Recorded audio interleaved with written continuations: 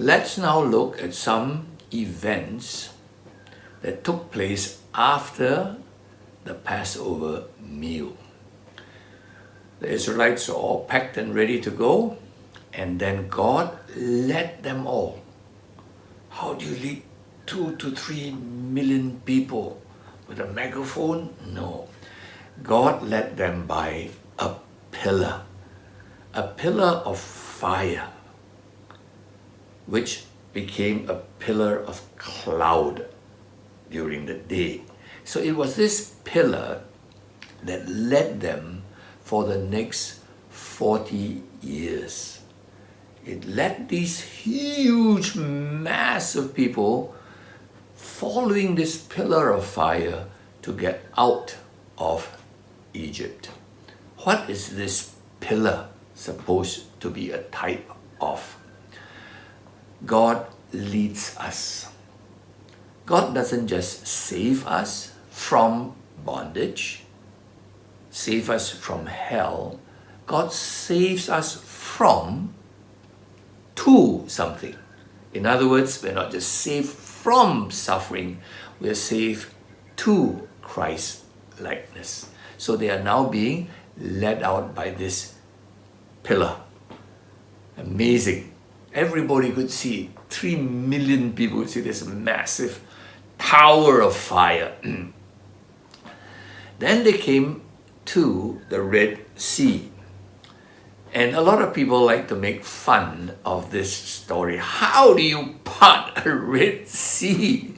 The Bible says a wind came and then the sea parted as if it were like two walls, and they went across on dry land. Imagine 2 walls of water held up by invisible hand, and you see the fish and you see all the huge sea creatures, and yet you just walk across as if you're like going through one of these amazing aquariums nowadays where you can actually watch the fish because a glass panel holds the water.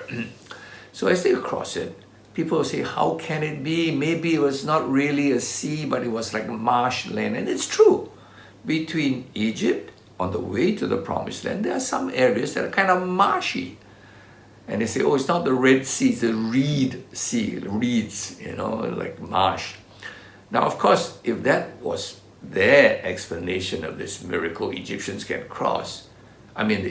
can cross, how do they explain the next part? The Egyptian army came charging after them in their chariots, mighty army, and the whole army was drowned. How do you drown people in reeds, in a marsh, all right? Will the Egyptian army be drowned in a marsh? So trying to explain away one miracle, they have now to say God did another miracle. He drowned the Egyptian army with weeds and marsh and grass, right? So that's the crossing of the Red Sea. Now, shortly after they crossed, they faced a problem.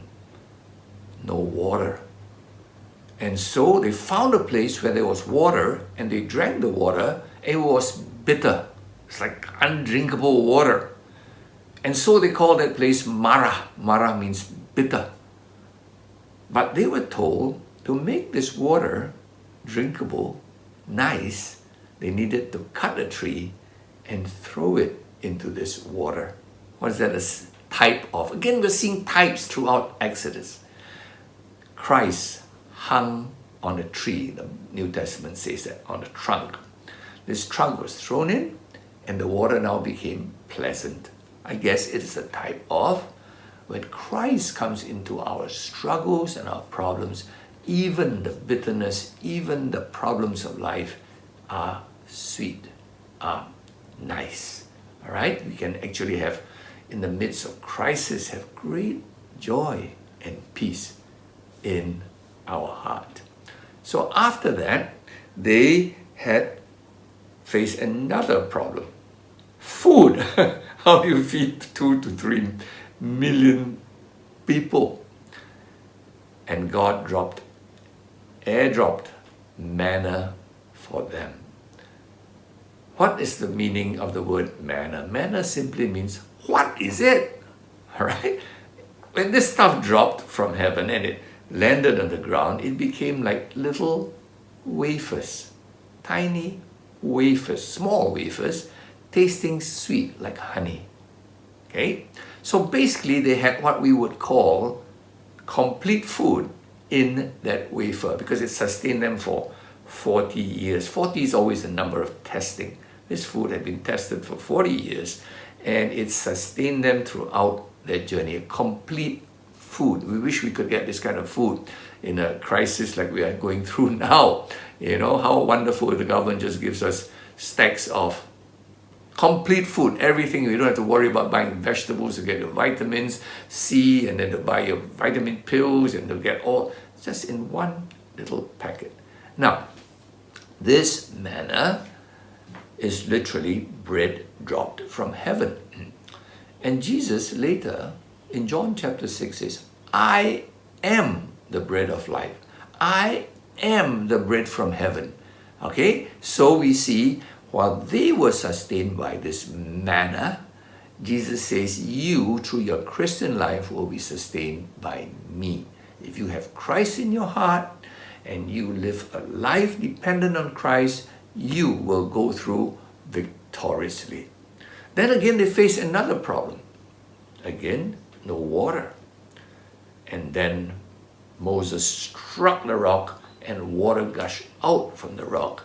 And from thenceforth, they always had water coming out from rock, right? Now again, Christ in 1 Corinthians chapter 10 is likened to that rock in the wilderness. So again, that refreshment of water in our life, a lot of struggles, a lot of problems. We feel so down, we feel so discouraged, so dry. And then we look up to God, we look up to Christ. Christ lives in us, that spring of water, springing up to life eternal. So I hope you see these little events are all types of our spiritual journey.